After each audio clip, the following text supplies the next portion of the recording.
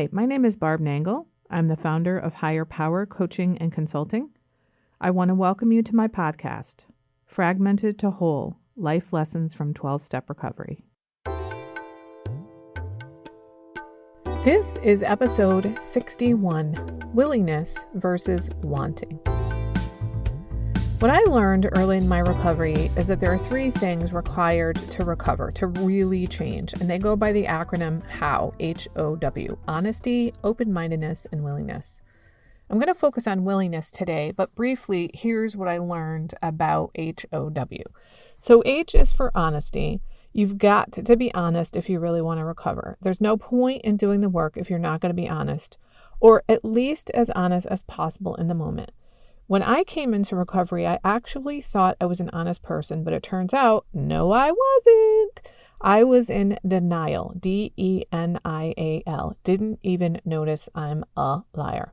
If you want to hear more about that, listen to episodes 16 and 23, which are both about denial. And it would be really helpful you listen to both of them, actually, because I was in denial about my denial. And you'll hear more about that in the second one. But anyway, as soon as I realized through the process of recovery that I wasn't telling the truth, I would come clean. So you do the best you can. You be as honest as you can in that moment. And O is for open-minded.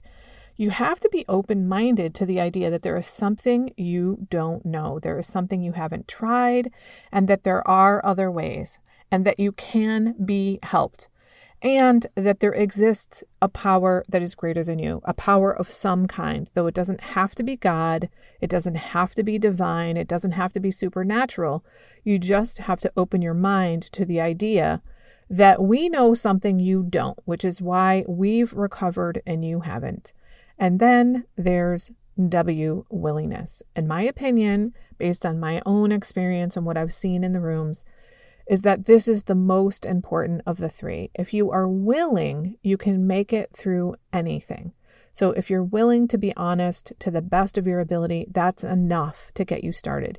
If you're willing to be open-minded to the best of your ability, that's enough to get you started. Now, just because you're willing to do something doesn't mean you have to want to do that thing. There's a distinction here. I am willing to use a needle to take a splinter out of my finger. I don't want to, but I am willing. Now, I have all kinds of thoughts about willingness, but I'm going to share about someone else here to illustrate the power of willingness. I was in a 12-step workshop where a guy who's from another state said he'd be here for the next few months. And he said, I had 1 minute of willingness yesterday. So during that 1 minute, he went to the Intergroup website and found the workshop. So he came, and at the workshop, he learned that there's a local men's meeting. He didn't have the opportunity to attend a men's meeting in his home state, which he was really excited about. And he got connected to a bunch of folks in the room while he was there at the workshop. This reignited his recovery because he'd been away from meetings for months. And then he said, that all came from 1 minute of willingness yesterday when I went to the website. Can you imagine what I could accomplish if I had an hour of willingness or even a day of willingness? I thought that was really striking and profound. So like this guy says, sometimes even if you only have a minute, sometimes even a second of willingness, it can make all the difference in the world.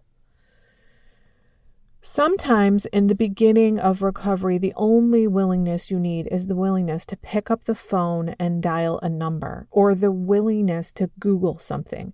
Just be willing.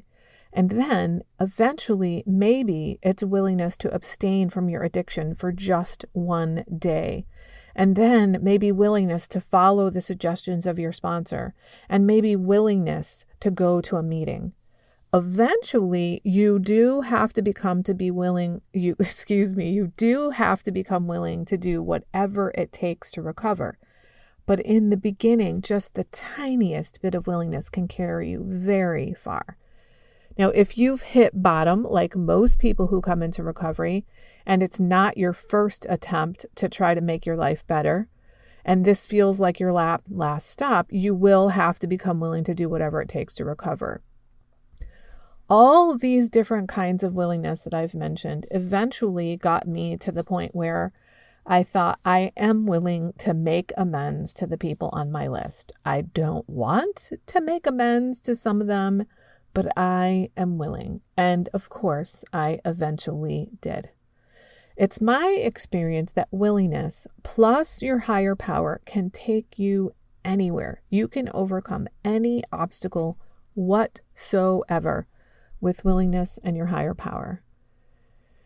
The programs that I'm in, at least in my area, have a shortage of sponsors, and people who seem to be well qualified are not sponsoring, and they have all kinds of reasons. And one of the things I find myself saying to them is, if you've got more time and recovery than another person and you are willing to be a sponsor and you have a higher power, that's all you need. Willingness and your higher power will get you through whatever comes up as a sponsor, just as it will with your own recovery. We need to be connected to other people. One of the things that most of us have in common, no matter what we're in recovery for, is that we're super good at isolating. So we need to learn to reach out to other people. And the thing about reaching out to other people is that all of these same things are required: honesty, open-mindedness, and willingness. You have to be honest and say, hey, I need some help, or I'm not sure what to do, or I don't even know what to say, but my sponsor told me I had to make 3 calls.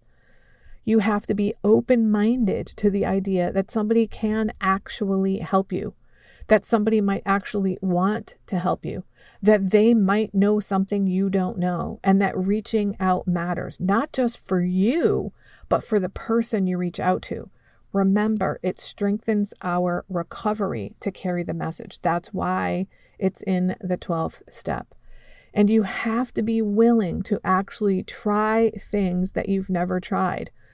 Willing to try things people say have worked for them when you reach out to them and you ask them, how did you manage this? And willing to listen to their feedback when you tell them what's going on. And then, of course, willing to take action. You don't have to want to do all these things, but if you're willing, your willingness can get you through anything. And one of the ways we demonstrate our willingness is through action. I have a little tiny story from when I started working with my first sponsor. She was a sponsor in my second program, and she required me to go to 2 face-to-face meetings every week for that fellowship. I was already going to 4 to 5 meetings a week for my other fellowship, and I worked full-time, so I told her I was too busy. And she said, well, maybe you'll have to skip one of those other meetings from your other fellowship. Now, that just did not feel like an option for me, so I looked at my schedule and decided I could go every other Sunday night to one meeting, and then on the weeks that I couldn't go to that, I'd go on a Tuesday night to another meeting. So the next week when I spoke with her on the phone, I told her this, and she said, Barb, that is called willingness. You told me, no, I'm not going to go to 2 meetings a week. I don't have time. But then you took action. You looked up what meetings were available and you made a schedule for yourself. That is the kind of willingness you need to recover. So, my friends, remember, you don't have to want to take the actions that are suggested to you, but you do have to be willing. That's it for today. If you like what you've heard here, then you just might be interested in private coaching with me. If that sounds like you, head on over to my website, which is higherpowercoachingandconsulting.com, and click on the contact menu. I'd be happy to schedule a consultation with you to help you make lasting changes in your life, like I've made deep, lasting changes in my life. My ideal client is someone who is ripe for change, but I'll coach anyone who wants to be happy, joyous, and free. So if that's you, shoot me an email. I'd love to hear from you. Thanks for listening. Be sure to like and subscribe so you can be sure to get future episodes of my podcast. Thanks again.